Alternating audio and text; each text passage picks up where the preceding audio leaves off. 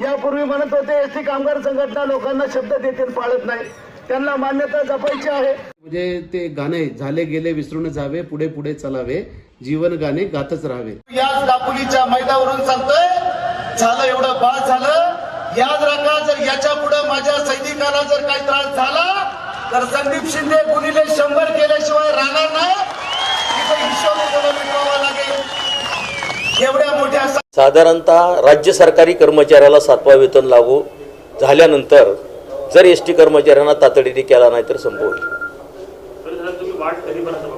राज्य सरकारचा वेतन आयोग लागू झाला आणि मग आम्हाला त्यांनी लागू नाही केला तर मग तातडीने संप करायचा। या बैठकीमध्ये मान्य करूनही बाबी कर्मचाऱ्यांना जर आर्थिक बाबी मिळाल्या नाहीत तर कायद्याच्या चौकटीत बसून बेमुदत संप करण्याचा निर्णय राज्य कार्यकारिणीने घेतलेला आहे।